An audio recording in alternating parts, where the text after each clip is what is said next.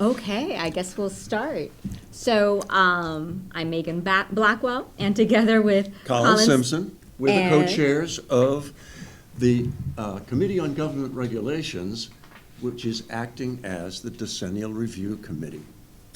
Right, so this is our hearing, and we have one other committee member here, Ed Levesque. Ed Levesque, Precinct 2. And we also have Mary Ellen Marshall, who's been our clerk for our meeting, and Steve Boksansky will join at some point. So tonight, we'll welcome everyone and summarize our decennial review process. We'll give you highlights from the decennial review report. We'll review the decennial review warrant articles, and we'll pause at multiple places to give the opportunity for questions and feedback. So this is the same slide that was shared at the fall town meeting last year, and this part has not changed. So as Colin mentioned, the Committee on Government Regulations, or COGR, is acting as the Decennial Review Committee. And we have a representative from each precinct. Mary Crowley from Precinct 1, Ed Levesque, you already met, Karen Connolly from Precinct 3, Steve I already mentioned, you met Colin, Joan Miller from Precinct 6, myself, and Dawn Bradford from Precinct 8. So our process for the decennial review is that we reviewed the town bylaws chapter by chapter. We spoke with the affected parties described in those chapters, which includes town departments, committees, and then we suggested updates to these bylaws. So we wrote the proposed updates in the warrant articles. All our suggestions were vetted by town council, and then they will be presented in the spring town meeting. We welcomed community feedback throughout the process for our bylaw updates, and all revisions must be completed by this spring town meeting. So a summary of our process: we held 22 public meetings since forming after Springtown meeting. Our members received input from at least 10 boards and committees, 10 staff members, and several private citizens. We did not review the newest Chapter 25, which is on CPA and the zoning bylaws. And each COGR member was designated as a primary reviewer on 3 chapters and as a secondary reviewer on 3 chapters. And our town clerk reviewed each citation of the Mass General Law. So the guidance that we found on the mass.gov website, which was put out by the Division of Local Services, was that all towns should strive to maintain bylaws that are complete, cohesive, and up to date. Key to formalizing relationships and responsibilities among town officials and employees, bylaws also help explain residents' rights and obligations in their interactions with local government. The website, which is cited here, went on to present suggested goals for bylaw review, and that was to remove inconsistencies and clarify vagaries, to modify bylaws as necessary to reflect the town's actual framework and procedures, and to propose new bylaws that are informative and directive of the town's existing or desired practices, allowances, and prohibitions. Now, the summary of our committee's hard work. We published a report summarizing all changes and ideas for future consideration on March 18th to the town website. There were 18 warrant articles submitted, and as I mentioned, all changes were reviewed with the town council. We submitted 15 warrant articles that concerned amendments to chapters 1, 2, 3, 4, 5, 6, 7, 8, 9, 10, 11, 13, 14, 17, and 18. One of those warrant articles concerns the deletion of chapter 15, and 2 of those warrant articles concern formatting, such as footnotes or numbering. that affect all chapters. And then 8 bylaw chapters listed here were recommended to be unchanged. Now, what options does town meeting have for these warrant articles? It's just as any warrant article, especially those concerning bylaws. Town meeting could approve it as we suggest. They could amend it and then approve it, or reject it outright, or refer it to committee. Those are all standard options. And we see our work is done here. Now we present it to town meeting, and the future of these articles are in their hands. So I'll pause there for any questions or feedback from our peanut gallery. Okay, so this time we'll go in order of the chapters. Sure. So Chapter 1, General Provisions. This was spearheaded by Mary Crowley. She fixed the hyperlinks to the charter and updated definitions or copied them over from the charter. And that's summarized here. She expanded the definition of what previously was previously hackney carriage, but that was expanded to cover commercial passenger transportation. That would cover Uber and Lyft. More definitions were updated or copied over from the charter. And yeah, here for town officer, this was a bit of an expansion that summarizes town officer to include elected officers, appointed officers, and administrative officers. So that's a bit of a change. And then the last 2, town website and voters. And then 3 sections were copied over from the charter and edited to have relevance to the bylaws. Those are Sections 5, reference to general laws, Section 6, computation of time, and Section 7, number and gender, as written below. Now we can go to Ed, who reviewed Chapter 2, town meetings. Okay. So in terms of the changes we made, first we noted, you'll see we noted that the town website is where we would be posting the warrant articles. And also any other notice as required by town charter was also amended. We have a change from publishing and having things prepared to 13 days versus 10 days before the meeting.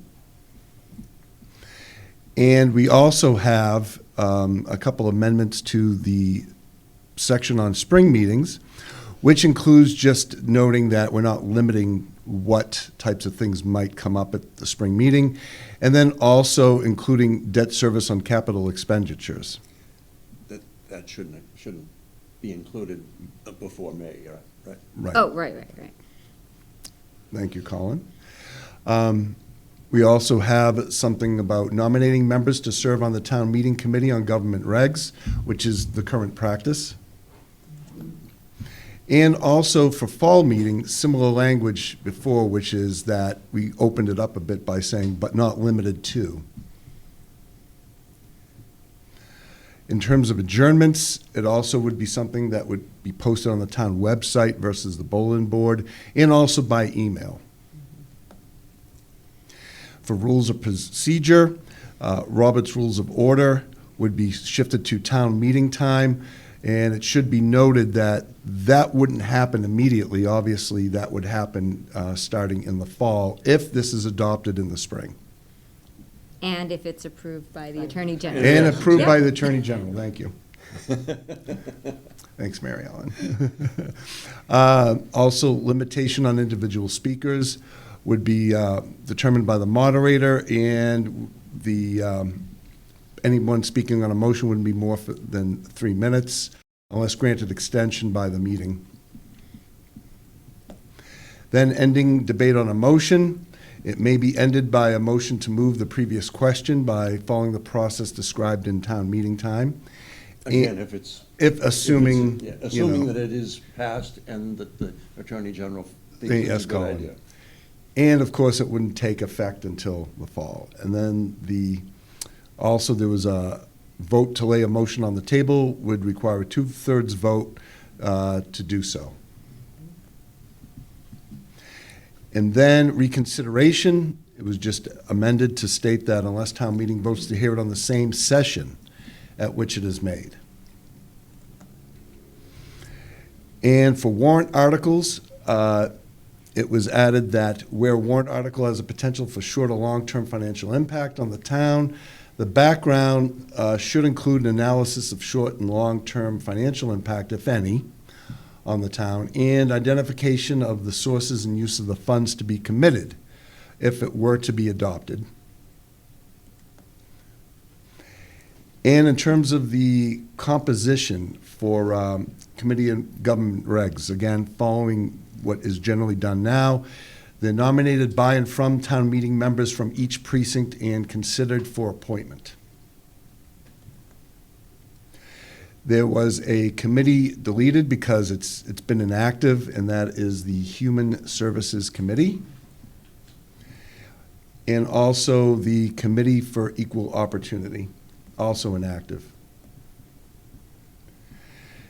For standing committee, I think That was it. No, that's it, okay. The only thing to point out here is in the language of this standing committee, the Committee for Equal Opportunity, it was even mentioned that the committee, so in 4.7.7, that the committee shall remain in existence through the end of the 1985 Springtown meeting unless further extended by a vote of the town meeting, which it was not. Pause there for questions, comments? I'll go. Here we go. Good evening, Michelle Pryor, Precinct 4.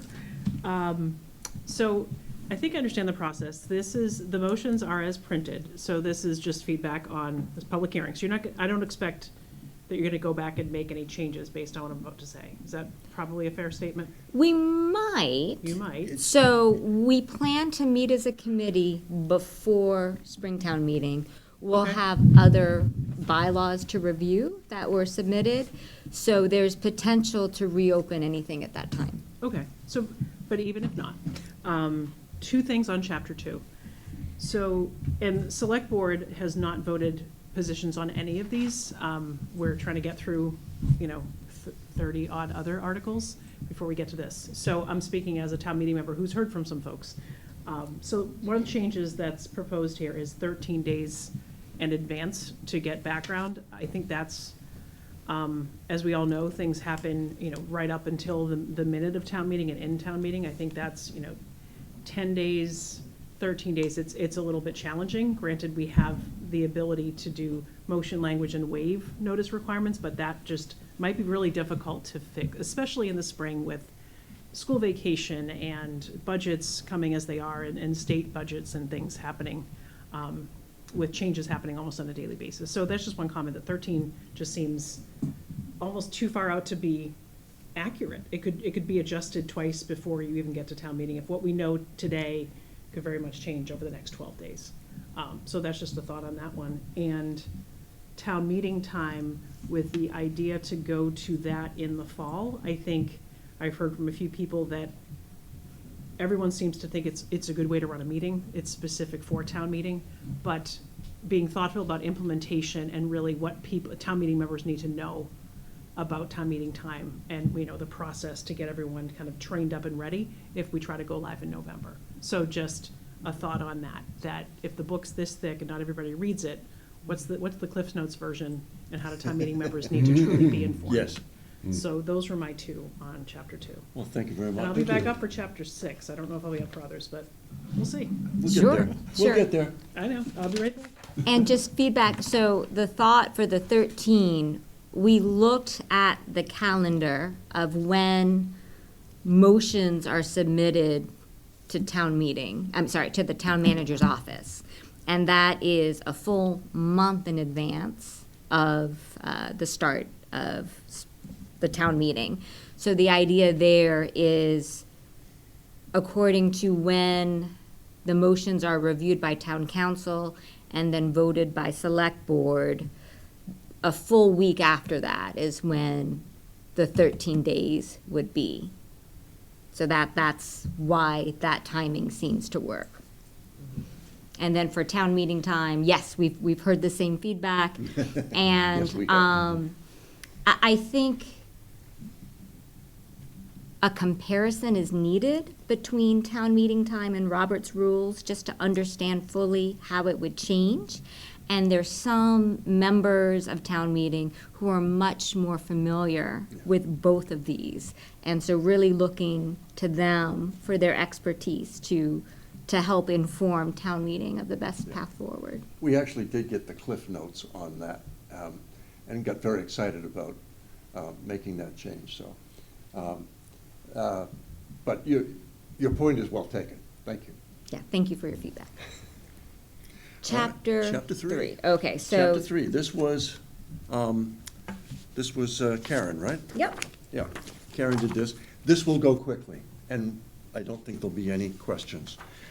Basically, I'm just going to read the background, because going through this, it's just watching things being crossed out and other words being placed beside them. The Decennial Review Committee recommends no change to Chapter 3, except for the deletion of Section 3.2D, because the Chief of Police informed us that he doesn't create any he doesn't develop the charges. The charges are developed by the towing company that we hire, and that they are, when they remove vehicles, the charges are charged to that person, and it doesn't pass through the town. So that's the only one there, and then there was some Scribner gender things that we didn't catch on the fall town meeting. And the date of the elections, if you want to. Oh, yes. Oh, I'm sorry.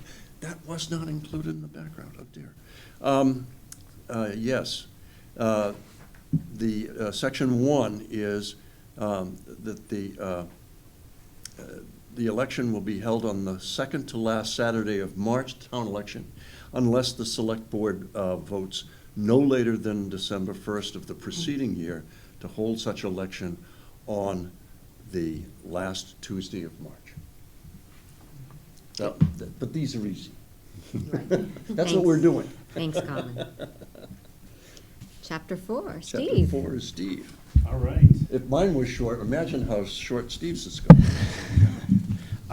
Good evening, fellow committee members and members of the public.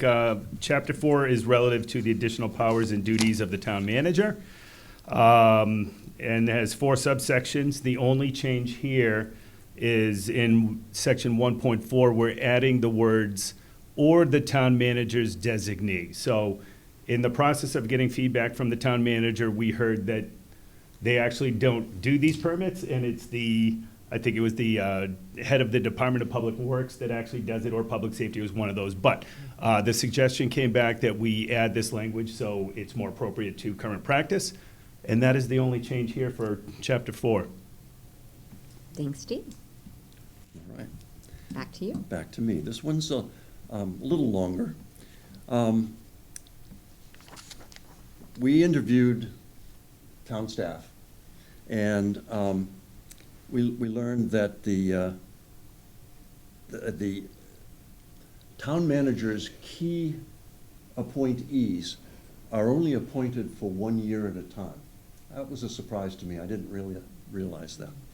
And in talking to the town manager, she would like the flexibility to appoint the town clerk, the town treasurer, collector, and the town engineer for more than 1 year at a time. This would save her a lot of aggravation during the month of March each year, and it also gives those major staffers some security about what is coming next year. So the Decennial Review Committee recommends removing that restriction and allowing the town manager to negotiate multi-year agreements with the senior town staff. While the current town clerk is a resident in Winchester, when she decides she doesn't want to be clerk anymore, the next most qualified applicant for town clerk may not be a resident of Winchester. And so the Decennial Review Committee recommends removing this residency requirement. The charter and bylaws are maintained electronically now by the town clerk. Paper copies are rare and are often out of date. And electronic copies may be downloaded for free. The Decennial Review Committee recommends that the bylaw represents the reality of the electronic age by simply saying, what are the words we have there? It shall be the duty of the town clerk to maintain current and accurately updated electronic copies of the charter, the bylaws, and the zoning laws. And so I think that's an update that we might want to endorse. The title of the town treasurer has been posted in the town for quite a while as town treasurer collector. And although the town treasurer's duties have always been included, have included the supervision and responsibility of the collection of taxes, fees, etc., on the town website, the sign on the door labels the position as town treasurer collector. This title hasn't changed in either the charter or this bylaw. So we asked the town treasurer, what's your title? And it is town treasurer collector. And so in a previous review, the requirement for town treasurer collector to be a resident in Winchester has already been removed. So that's the current law. So changing that title. Also in a previous review, the requirement for the town engineer to be a resident of Winchester had already been removed. So I think we're moving in the right direction with these recommendations. Question about constables. Constables are appointed by the town manager. And constables from neighboring towns are often deliberately recruited for certain projects. I guess you can figure out why. So the Decennial Review recommends removing this residency requirement for any constables that may be hired by the town manager. And finally, the end of this, the Decennial Review Committee has taken the liberty throughout this, this chapter of removing awkward and confusing passive language and replacing with more active and more understandable present tenses. Thank you, Colin. Thank you. Any? No, nothing. Thank you. Very clear. Okay, on to Chapter 6, Finances and Fiscal Procedures. So this chapter was spearheaded by Joan Miller, who could not be here tonight. The first change is to the title to reflect the topic of the section and the new name of the Department of Revenue, which is not that new, but it hadn't been updated in our bylaws. And also, there's a suggested addition of Mass General Law, Chapter 44, Section 38, which relates to audits, and the addition of the advisory role of the Audit Committee. There's also a suggestion to add a paragraph for greater transparency and to better understand which departments are funded through the bulk item, which was $29 million in FY26, and this is undistributed, and it includes health insurance, energy, contributory retirement, workers' comp, unemployment compensation, and Medicare. And then it was suggested to delete all funds and accompanying descriptions that are not required by state law to be included in the bylaws. So that includes the cemetery trust funds and the water revenue account. And it was suggested as an alternative to list the funds and explanations on the town website. Which the comptroller explains she keeps that anyhow. And then a suggested addition to the title of Section 6 to distinguish between the type of revolving fund required by Mass General Law, Chapter 44, Section 53E and a half, and others in the town. So it would be called departmental revolving funds. Pause there for questions and feedback, looking at you, Michelle. Hello, Michelle. I have a paper. So could you go back, please, Ms. Blackwell, and to Definitely. the beginning? So I did circle back with the comptroller, and so I'm going to try to go through, hopefully in order of the slides. The very first one, or just the The first undistributed one? The first one, the audit committee, I don't know that, she didn't weigh in on that one, Okay. nor select board. But the next one on undistributed, so. Yep. Sweet. Speaking for me, one thought is, it's in the name, it's undistributed for a reason, so there's that. But to the extent that we want to do allocations. Yes. And something that, whether that's per pupil allocation and education allocations, I think that's certainly an effort that I want to work on over the summer, but we do need to define allocation methodologies, allocation methods. And comptroller's concern on this is there is a financial policies and procedures document where this type of sort of detail or direction better belongs than in a bylaw. And we can undertake the allocation of education, government, potentially enterprise funds, and happy to do so, but it probably doesn't belong in a bylaw as such. And there's certainly some work to do to determine the allocation basis, FTE, square footage if it's buildings, et cetera. So yes on the intent, but probably not in the bylaw, perhaps in a different procedure, and some work to do to get there. That's the feedback on that. So then if you go to the next slide, I may have agreed that the cemetery trust fund water section should be removed. So that one's yes. And I think there was concern that this had chapter 38 twice, but maybe not, so I think this is fine. Yeah.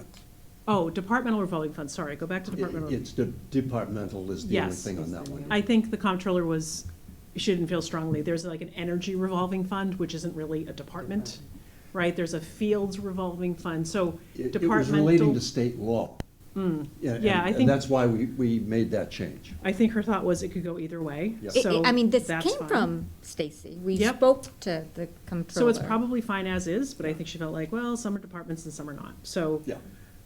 Now let's leave that be. And then I think consistently, Mass Department of Revenue everywhere, which I think you did catch, not corporations and taxations, just making sure that's consistent without this Right, section. right. So I think that's the major language, the major feedback from her on section 6. And she did not have any comments on section 7, chapter 7. So Okay.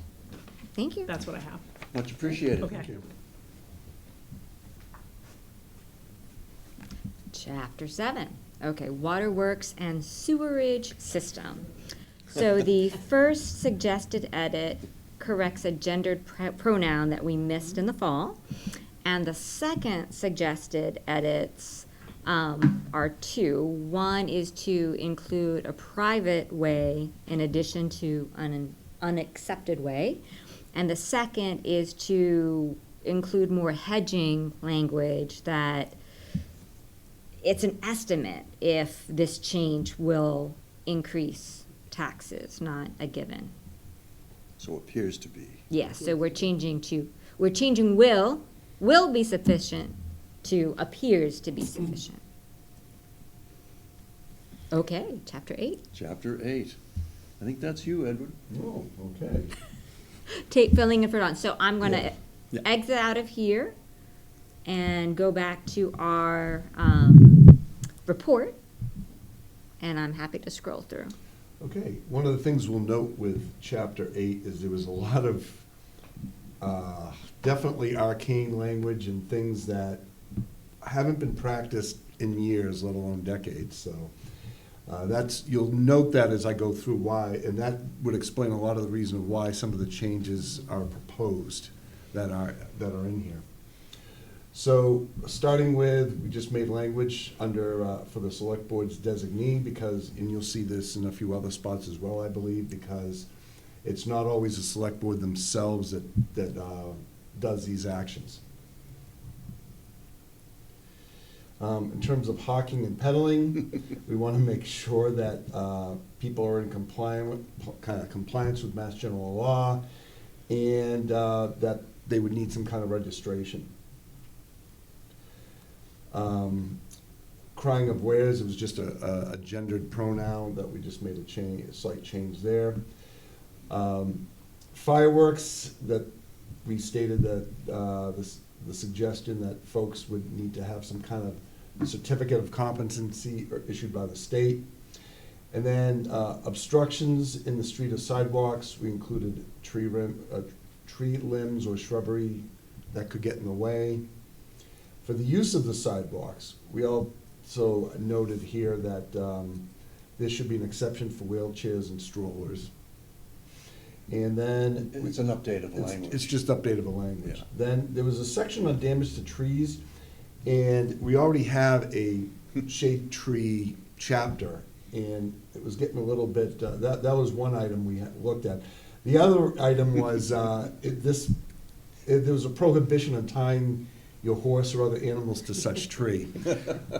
When it was written, we assume it's because people would just kind of hitch their horse there, go and do their business, et cetera.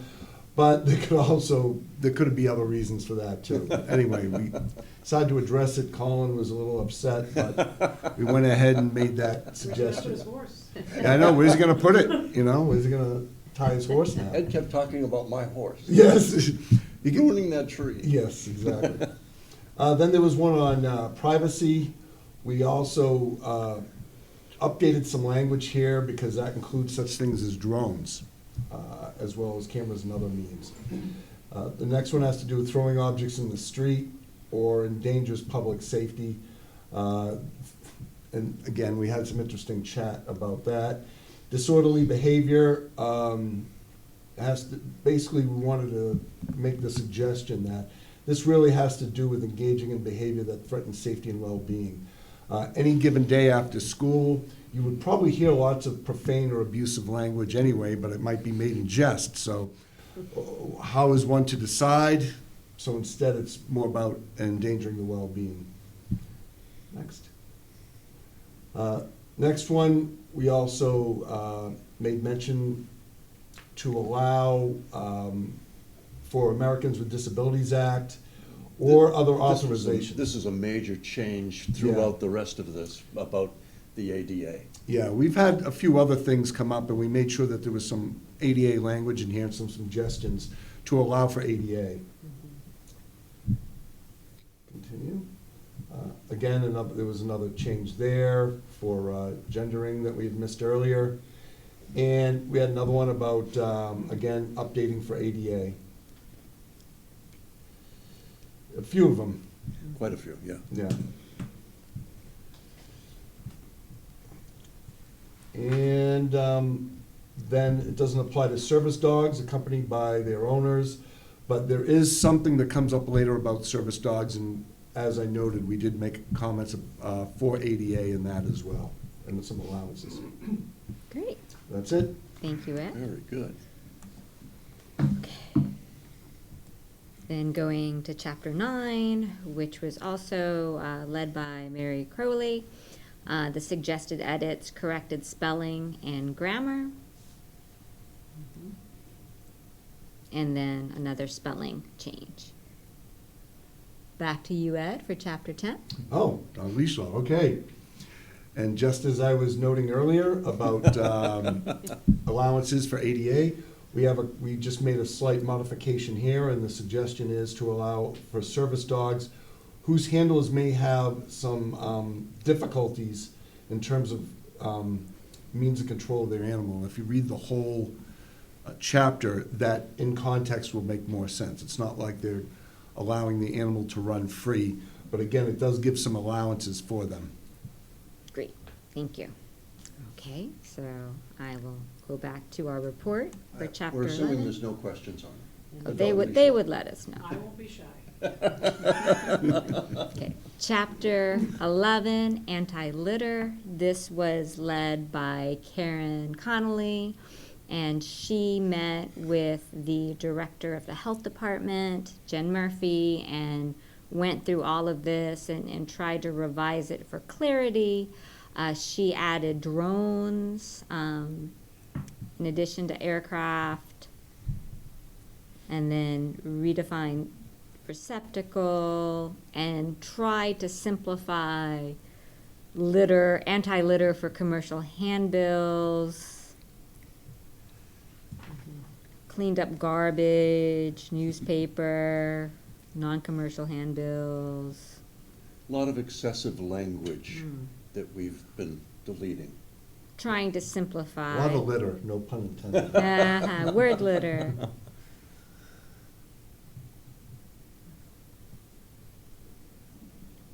Cleaning up sections 10, 11, 12, 13, 14. Simplify, simplify. Simplify, yeah. Okay, no changes to chapter 12, and then chapter 13, back to you, Colin, and I think you're gonna phone a friend. There may be a Invite a tag, guest. there may be a tag team, I don't know. I'll just hit the background that we are publishing for this. And during our interviews with the Conservation Commission Chair, and he was in touch with his members all the way along in this, the Conservation Commission voted to further clarify the purpose of the wetlands law in section 1.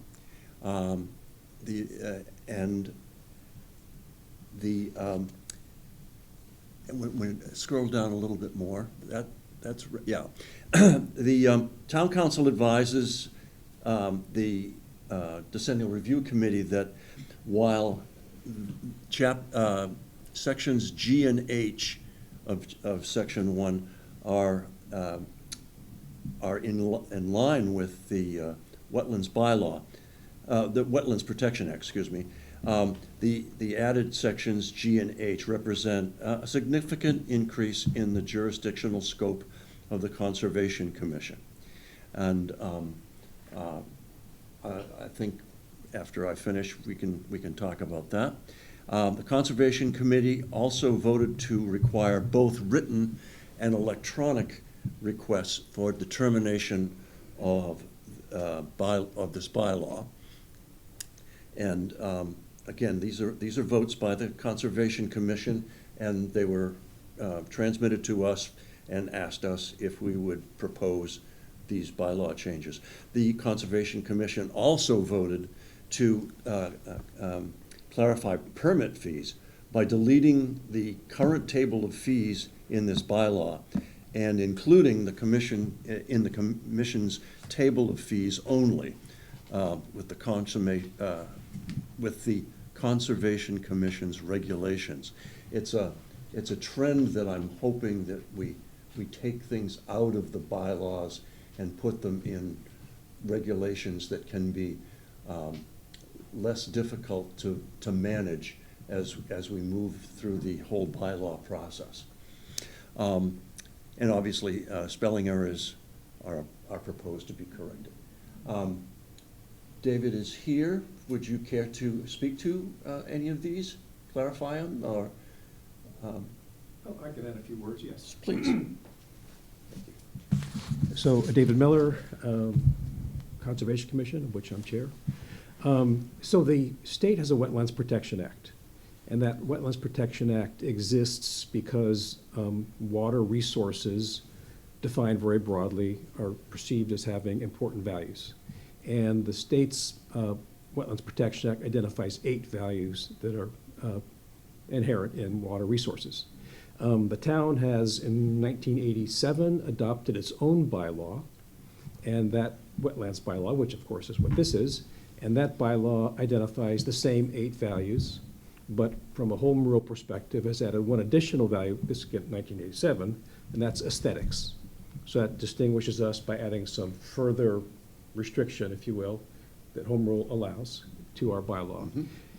In this case, what we're proposing here, sort of keeping up with the 40-plus years that have sort of come since this law was originally enacted, is keeping up with the times in terms of our understanding of what values, other values, additional values we've come to realize that wetlands have.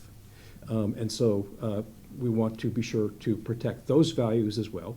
And so what this means in practice is that when someone applies for a permit in Winchester, which is triggered by their doing work on a wetland or a resource, they will have to additionally comment on that project in terms of its impact on wildlife and in terms of whether the changes they're proposing affect the ability of the wetland resource to mitigate or provide resilience to the changing climate.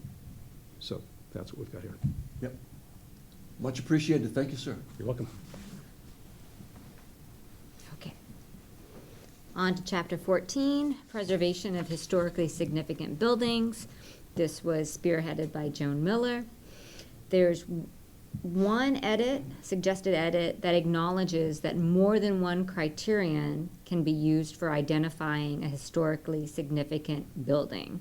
So that's why A through D, it's now added and/or, because it could be any one or multiple of those items.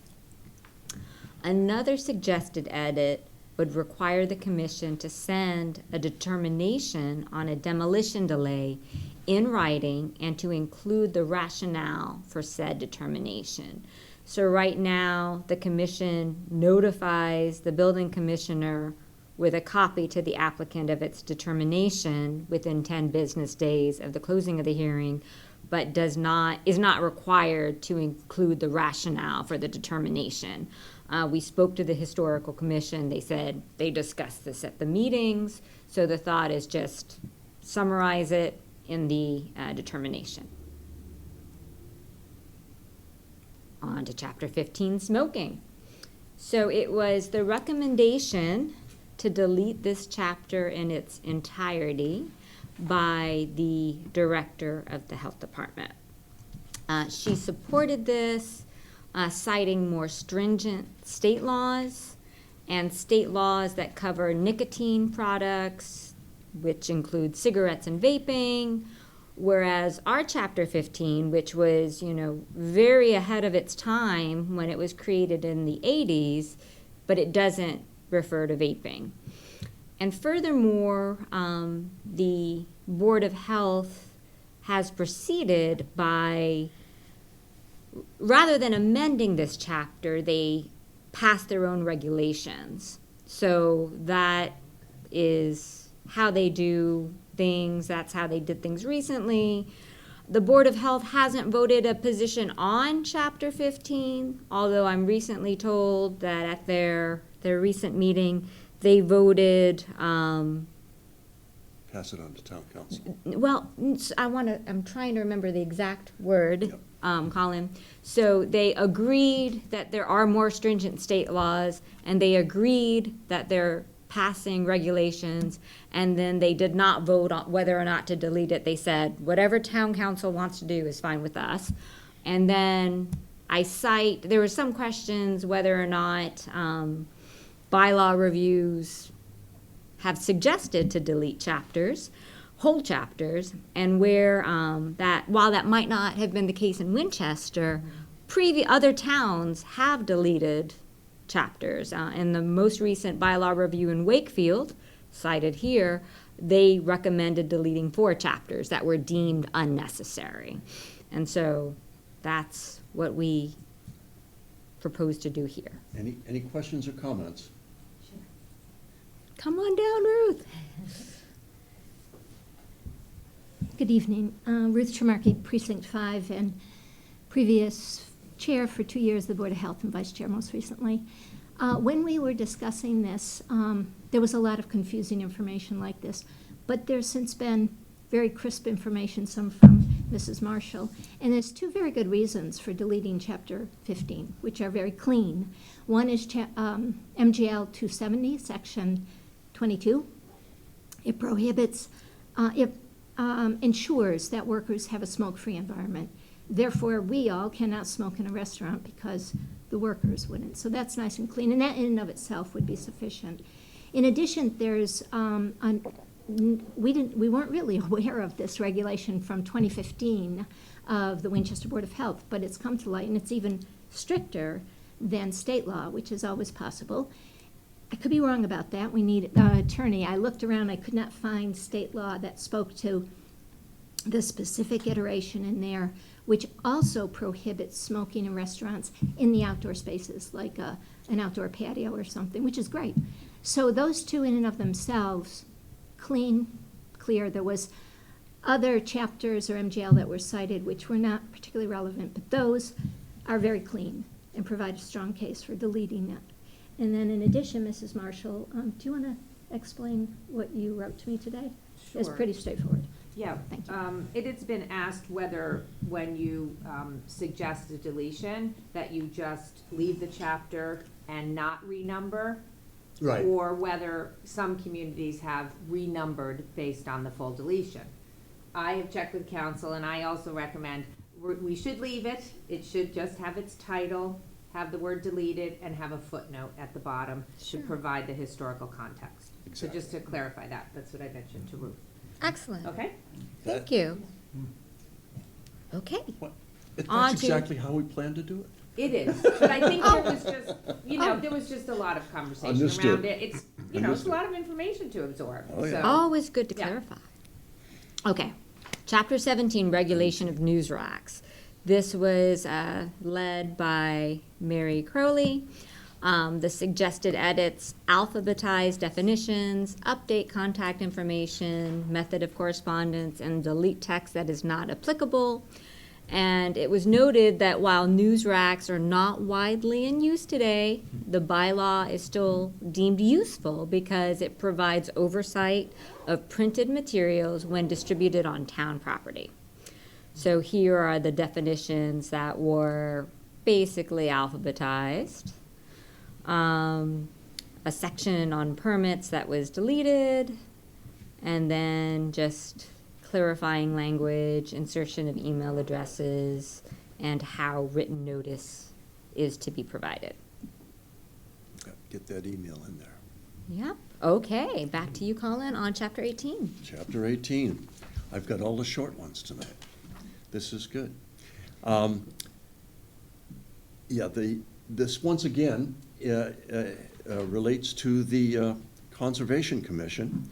And once again, the chair of the Conservation Commission was very helpful in making suggestions on how we could improve the Chapter 18 public shade trees.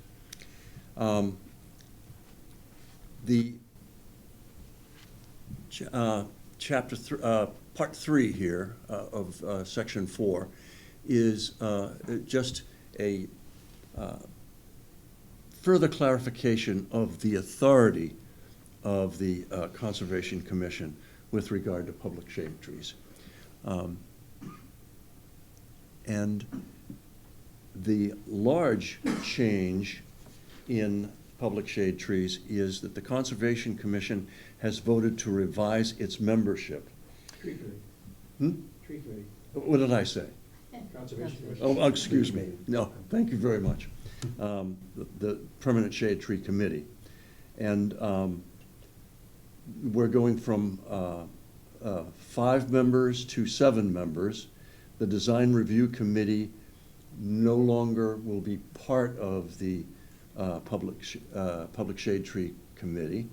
And because you are looking, because the Public Shade Tree Committee is looking for more help, they are adding 4 at-large members to be appointed by the Select Board. And that's really the public shade tree change. Once again, we have the author in our presence. David, do you want to say anything more about that? I think you covered it very well, Colin. Well, thank you, sir. Thank you. Excellent. Okay, so now, Ms. Marshall, would Sure. you mind going through the last 2? Yes. Yes, so Articles 54 and 55 are really just clerical in nature. I had requested of the Committee on Government Regs to assist in making sure that we have the ability to renumber the code. Oh. This document is online, and as you know, if you want to find another section, most of our chapters have the same sections. So if you're looking for chapter 6, section 3, right now, everybody has a section 3 in every chapter. So we're looking to do what the vendor is recommending, basically sort of library science codification with Article 54. So that's pretty straightforward. And then 55 is making consistent the manner in which we put the amendments and tracking of the changes to the bylaw. When I managed the bylaw internally at the town clerk's office, it was a Word document. I could just simply do footnotes, and I kept control of that. So it was consistent. But the practice has also been in the marketplace that people put brackets, and so you'll see throughout the current code, some are footnoted and some are bracketed. The committee agreed, and I also agree, that doing them as footnotes provides a little bit more context in the historical reference. And our community, being so deliberative, they love to have that reference. And it will also just help me and my staff to be able to answer customer service by not just having a bracket, but by having a little bit more statement in the footnote. Yeah, I like So that. we're hoping to get that motion so that when I put it through, we can do it all at once.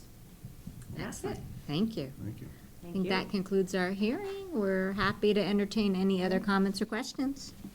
If not, I think Oh, one last please. comment, which is, to the extent that things like numbering convention, pronouns, Mhm. corrections of antiquated language, if you're talking with the moderator on adding some of these to a consent agenda, or taking them, as a bulk of motions and articles, and some, obviously I gave, comptroller feedback and other personal feedback on a few other chapters, but if there are some just in the good of the order, the warrant is 56 articles long at the present time.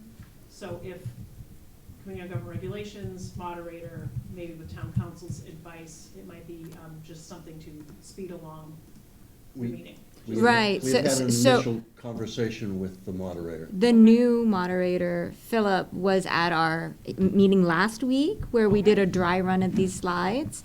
And we had that exact same suggestion that some of the less controversial, if you will, articles could be grouped together on a consent agenda of sorts.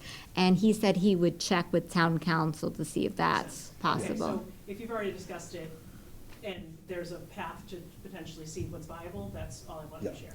Yeah, we haven't heard back from him, but we think No, that's a but- great but idea. we're likely Yeah. not to oppose it.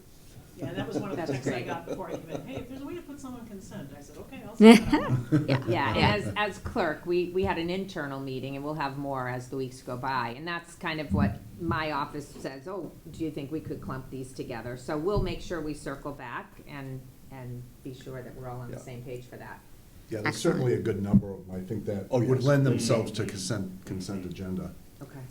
Even chapter 8, because there's no Yeah. changes, and chapter 11, these are just, let's clean up the language. Yeah. Yeah. Yeah, Excellent. Okay, thank you.